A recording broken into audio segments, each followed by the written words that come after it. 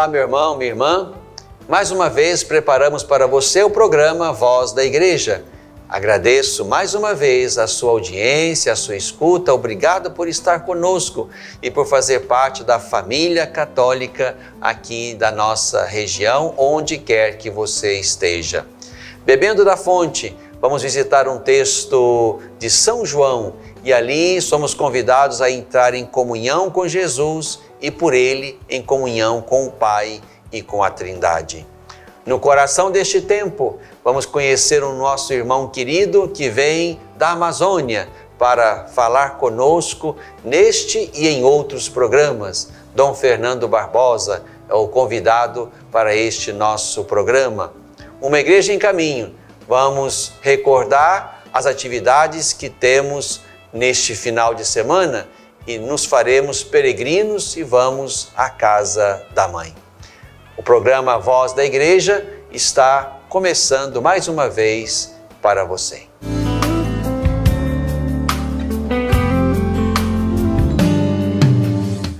Bebendo da fonte, meu irmão, minha irmã, mais uma vez convido você a mergulhar na fonte do mistério de Deus. E esta fonte nós podemos contemplá-la e saboreá-la também a partir das Sagradas Escrituras. Quero convidar você nesse programa a mergulhar na fonte da Palavra de Deus que está na Escritura, segundo o Evangelho de João, capítulo 14, versículos 23 a 29. Jesus disse aos seus discípulos: Se alguém me ama, guardará a minha palavra. Meu Pai o amará, e nós viremos a ele, e nele faremos nossa morada. Quem não me ama, não guarda as minhas palavras. E a palavra que ouvis não é minha, mas do Pai que me enviou. Eu vos tenho falado destas coisas, estando ainda convosco. Ora, o Paráclito, o Espírito Santo que o Pai enviará em meu nome, ele vos ensinará tudo e vos recordará tudo o que eu vos tenho dito. Deixo-vos a paz, dou-vos a minha paz. Eu não a dou como a dá o mundo. Não se perturbe, nem se atemorize o vosso coração. Ouvistes o que eu vos disse. Eu vou, mas voltarei a vós. Se me amasseis, ficaríeis alegres, porque vou para o Pai, pois o Pai é maior do que eu. Disse-vos isso agora, antes que aconteça, para que quando acontecer, creiais. Meu irmão, minha irmã, estamos no grande e belo discurso de Jesus na ceia do quarto Evangelho. Ali, a partir do capítulo 13, Jesus então, diz o texto de João, tendo amado os seus que estavam no mundo, amou-os até o fim. Ali, a partir daquele início do capítulo 13, onde Jesus se debruça sobre os pés dos seus discípulos para lavar-lhes os pés e dar-lhes o exemplo para que eles e nós fizéssemos o que ele fez, ele que é o mestre. Depois daquele gesto, Jesus se estende num longo e belo discurso que avança até o capítulo 17. O discurso concluído então por aquele belo capítulo 17, onde está a oração sacerdotal do Senhor. É exatamente aqui nesse contexto que nos encontramos. Estamos ainda neste tempo fecundo, precioso, bendito da Páscoa. E neste próximo final de semana, vamos mergulhar no mistério deste texto. Vamos penetrar a fonte do mistério de Deus a partir deste texto do Evangelho de João. E vamos então visitar elementos importantes deste texto. É verdade que nós temos nos perguntado ao longo deste caminho pascal sobre a presença do Senhor que não está mais no túmulo, e temos nos perguntado: onde está então? E fomos respondendo ao longo deste caminho pascal. E diante também desse belo texto de João, podemos nos colocar esta mesma pergunta. E para respondê-la, vamos então nos situar dentro deste belo texto onde Jesus, dentre outras coisas, primeiro estabelece o seu vínculo profundo, íntimo, permanente com o Pai. Isso é muito marcante no quarto evangelho, sobretudo aqui nesses discursos finais. Jesus não só é íntimo do Pai, mas Jesus é um com o Pai. E exatamente Jesus quer traduzir e fazer com que esta comunhão chegue também àqueles que crerem nele. De modo que a nossa comunhão com o Senhor nos coloque dentro da Trindade, nos coloque dentro do amor fecundo de Deus. Aqui Jesus, ao final do texto, vai exatamente dizer isto e nos convidar, portanto, a não nos perturbar, nem nos atemorizar. Eu vou, mas voltarei.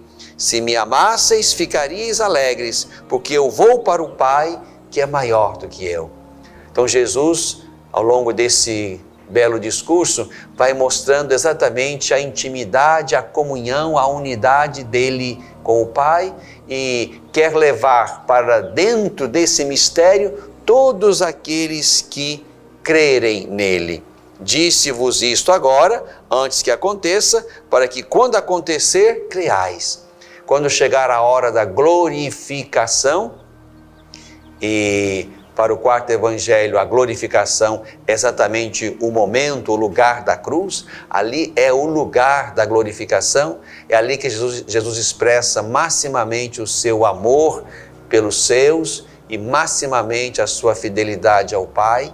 Um amor, portanto, que ama até doer, até morrer, até dar-se inteiramente. É aí, neste lugar, que se expressa a glorificação do Filho pelo Pai. Então, antes que aconteça esse mistério, Jesus então se revela e convida a estar em comunhão com Ele. Essa comunhão, nesse trecho, se faz exatamente pela assimilação da palavra. Digamos assim, pelo gesto de guardar a palavra. E precisamos entender bem esta palavra, guardar. São João tem palavras bonitas e densas, guardar, permanecer. Aqui estamos diante de uma delas, né? Se alguém me ama, guardará a minha palavra, meu Pai o amará e nós viremos a ele e nele faremos nossa morada. Amar, guardar, ser morada. A mesma relação de amor que se estabelece entre Jesus e o Pai, onde Jesus é a palavra encarnada, e a partir desta encarnação Jesus nos revela o Pai. É, portanto, a palavra encarnada que revela o mistério de Deus, o mistério da Trindade. Isso se faz pela via do amor. Jesus ama o Pai ama Jesus, e aqui nesse mistério de amor, o Filho, a palavra, guarda e revela o mistério do Pai. É aqui também que entramos nós, os discípulos. Se amamos o Senhor, guardamos a sua palavra e o Pai, Jesus, a Trindade, faz morada em nós. Guardar. Guardar não é simplesmente pôr na cabeça, depositar na memória e tirar de lá quando for preciso recordar. Guardar não é simplesmente armazenar. Guardar aqui tem o peso bonito e importante e fecundo de encarnar. Quem me ama, guarda a minha palavra. Isto é, quem me ama, diz Jesus, é aquele que me assimila, aquele que configura a sua vida segundo a minha, diria Jesus. Aquele que se torna também, na sua medida humana, encarnação da palavra, que é Ele.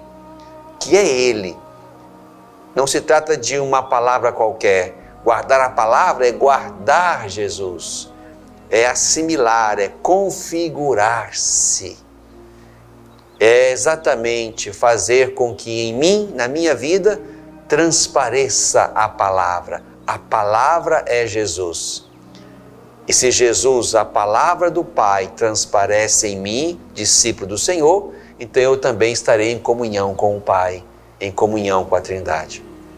Por isso, meu irmão, minha irmã, é muito importante que aqui nos assentemos nessas palavras benditas do Senhor.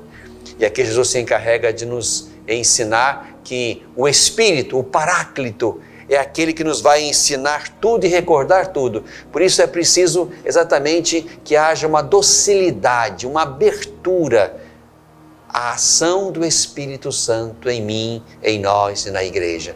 O Espírito vai nos recordar e ensinar tudo, de modo que o Espírito de Jesus e do Pai nos coloque em comunhão com a Trindade. Isso é importante. E se nós formos então responder, onde está o ressuscitado que não está no túmulo, porque o túmulo está vazio? A resposta está aqui. O ressuscitado está naqueles que, dóceis ao Espírito Santo, são capazes de ser, de agir, de pensar como Jesus. E nós vemos isso por aí. Nós vemos gente que se parece muito com Jesus. E a bem da verdade, alguém que nós julgamos assim, luminoso, exemplar, é alguém que se parece muito com Jesus.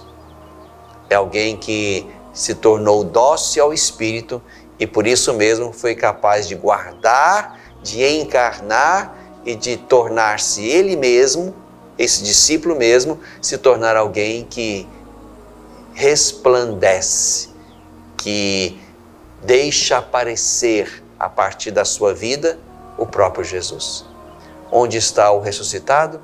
Está naqueles que, dóceis ao Espírito, conseguem reproduzir na sua medida humana a vida de Jesus. Bebemos da fonte.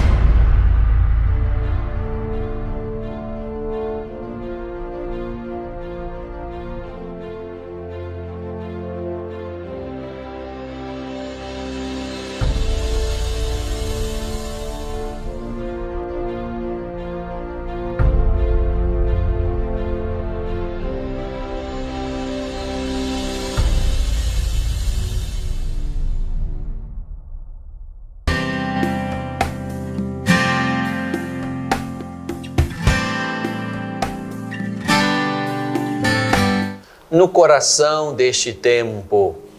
No coração deste tempo, no mês de maio de 2019, a nossa Diocese de Divinópolis vive momentos muito importantes, significativos.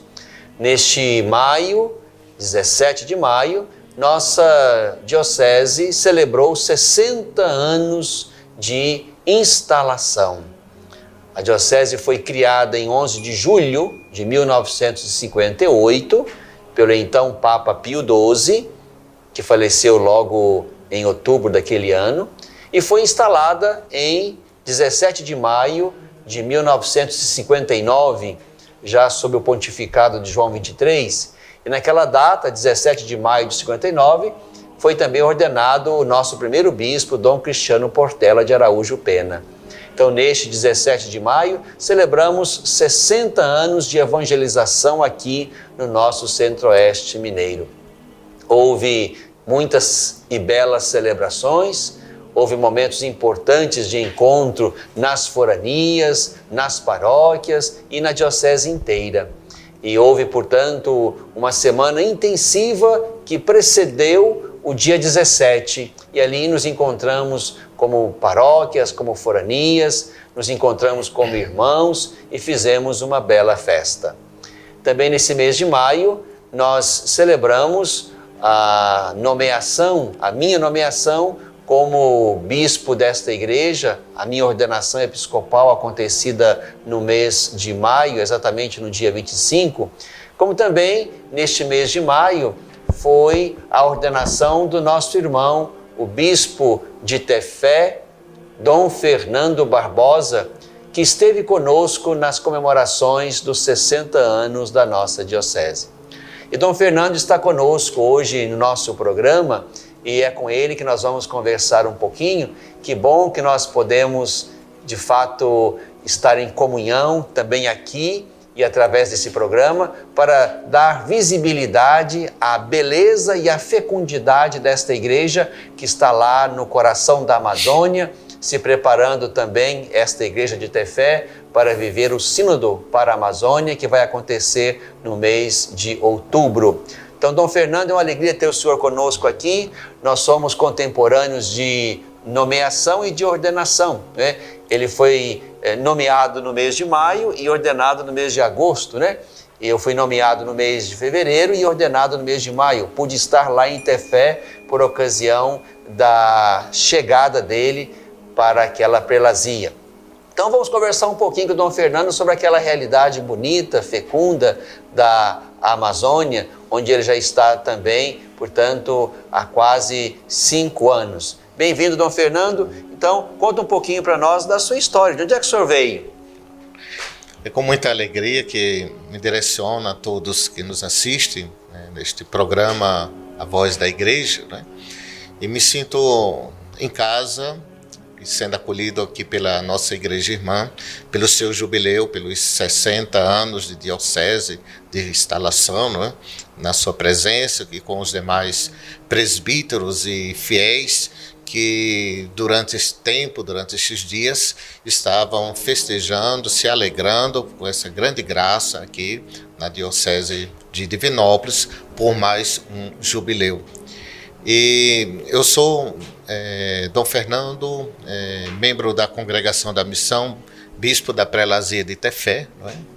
E vim lá da comunidade nossa, né, da Igreja Irmã, se alegrar com vocês aqui, primeiramente. Nasceu onde? Né? Então eu nasci em Pernambuco, não é? Na cidade de Sertânia, não é? Diocese de Pesqueira, né?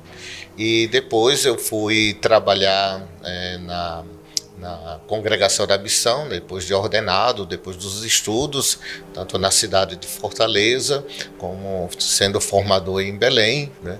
Depois voltei a Fortaleza para a paróquia de Nossa Senhora dos Remédios, e lá no dia 14 de maio fui nomeado, né, pelo Santo Padre, o Papa Francisco, para estar à frente da Prelazia de Tefé. O senhor já conhecia Tefé antes de ser nomeado bispo para lá?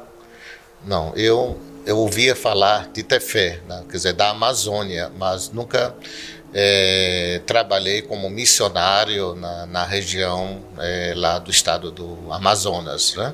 Mas com muita alegria aceitei o convite e aqui estou e exercendo meu papel, meu ministério com muita alegria. Está lá como verdadeiro missionário, né? Recebeu de Deus um presente, que é uma perlazia, que ele não tinha conhecido, não tinha visitado ainda, e recebeu isso como um dom, um presente de Deus na sua vida e no seu ministério de sacerdote tornado bispo.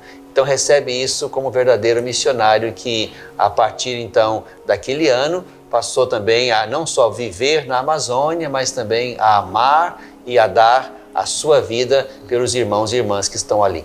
A Perlazia de Tefé, quantas paróquias tem a Perlazia de Tefé? A Perlazia de Tefé, primeiramente falando da sua extensão, 264 mil quilômetros quadrados, né? Isso que equivale ao tamanho da Itália, né? Então nós lá compomos nossa área missionária com 14 paróquias e 2 áreas missionárias, né? Que nessas áreas missionárias são realmente áreas muito carentes, distantes de uma comunidade para outra, né? Que ficam à margem do rio Solimões, lá na Amazônia, né? Quantos padres o senhor tem para atender essas paróquias todas? A nossa prelazia está no processo de formação do seu clero local, né?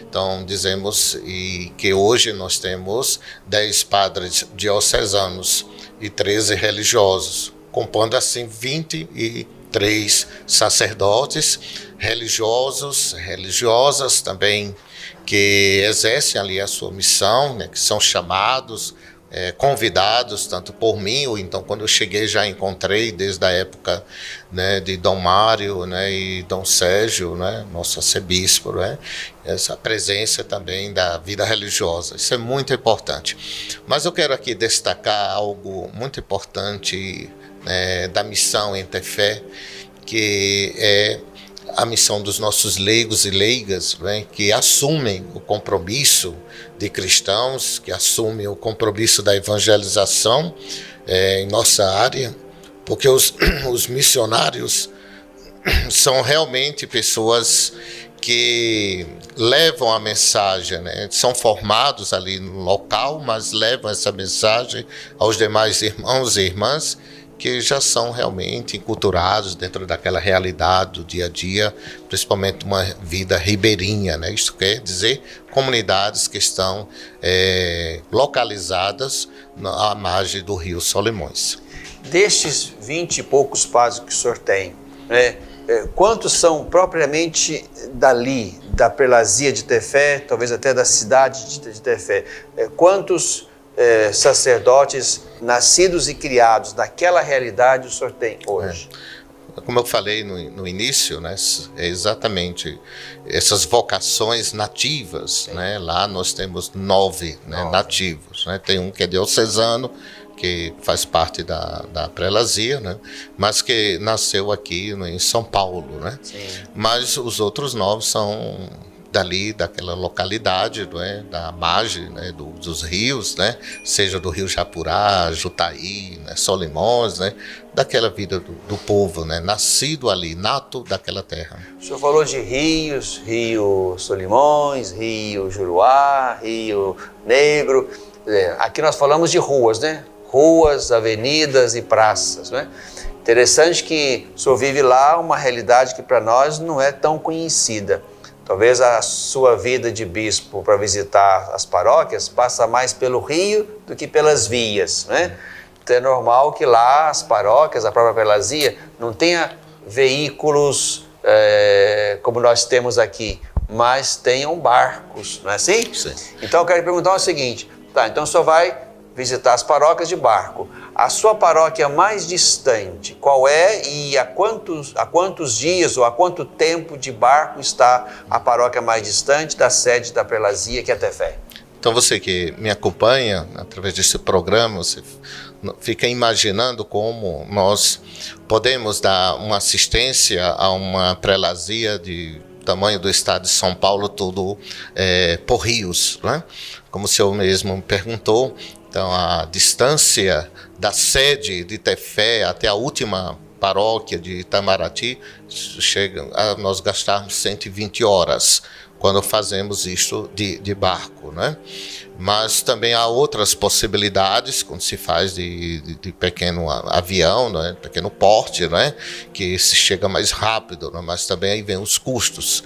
Mas vai variando da sede de Tefé até outras paróquias, outros municípios, você vai variando de 36 horas, 40 horas, 80 horas, né? Então depende para onde você vai, né? E eu quero aqui chamar a atenção que essa passagem que fazemos, né, de um local para o outro, tudo é por transporte por barco, né? Então esse tempo, né, é o tempo que nós gastamos de chegar, né, até aquela paróquia que assim somos destinados lá a marcar presença, né? Então tudo que nós realizamos lá, o nosso veículo, né, nosso carro, podemos dizer assim, é o barco, né? Nossa vida está muito relacionada à casa do bispo, é o barco. Então é uma missão muito interessante, né? Ela exige tempo, né, disponibilidade do missionário, né, e muito carinho, muito amor para que assim você possa marcar presença nas comunidades ribeirinhas ou em nossas paróquias. Então, meu irmão, minha irmã, quando você estiver na Eucaristia aqui na nossa diocese, sobretudo, quando o padre se recordar do bispo de Tefé, Dom Fernando, esse é nosso irmão. Rezem por ele, rezem por aquela igreja, rezem pela Amazônia, fazemos uma comunhão espiritual daqui, quando pensamos neles e rezamos por eles e pelos desafios de evangelizar a Amazônia, no coração deste tempo. Às vezes, tudo que uma criança precisa para superar uma tempestade em sua vida familiar é encontrar um lar provisório. Uma família que a acolha por um tempo, enquanto sua própria família se reestrutura para recebê-la de novo. Essa é a proposta do Serviço Família Acolhedora. Transformar as dificuldades de hoje em possibilidades de futuro. Serviço Família Acolhedora. A tempestade passa, a vida continua. Participe e faça a diferença.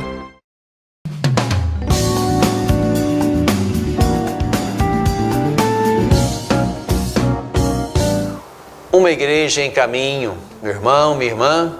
Deus tem sido, como sempre, generoso conosco e nos dado muitos motivos para nos alegrar, muitos motivos para celebrar.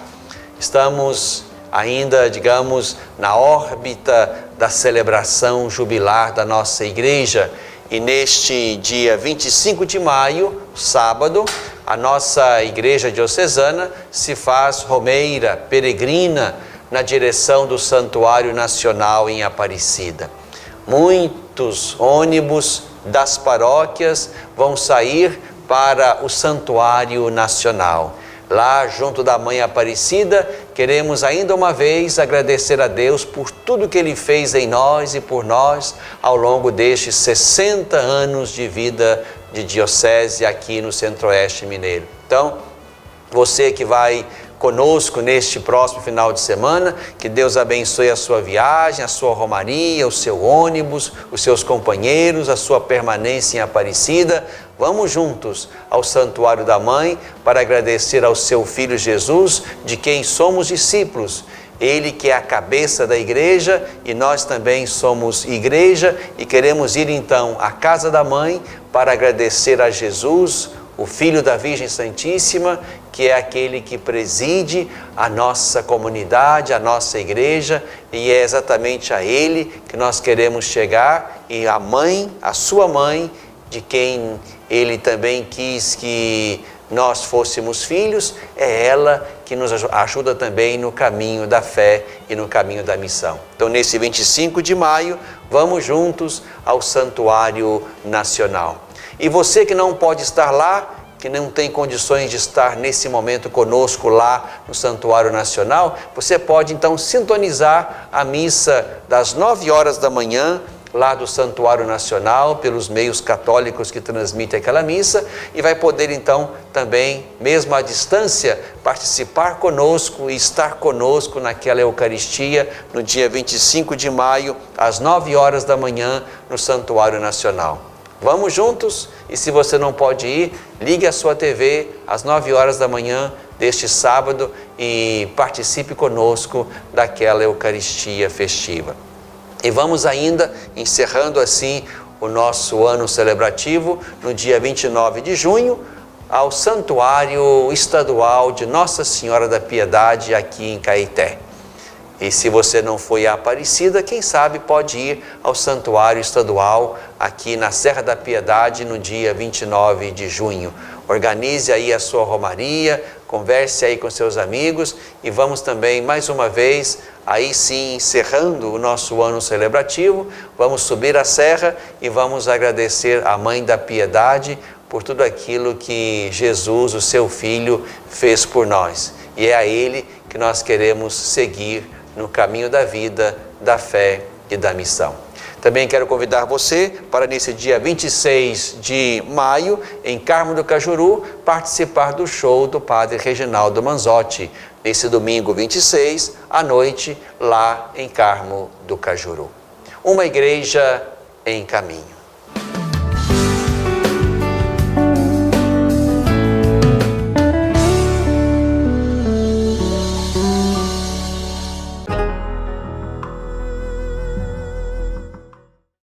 Pornografia infanto-juvenil é crime.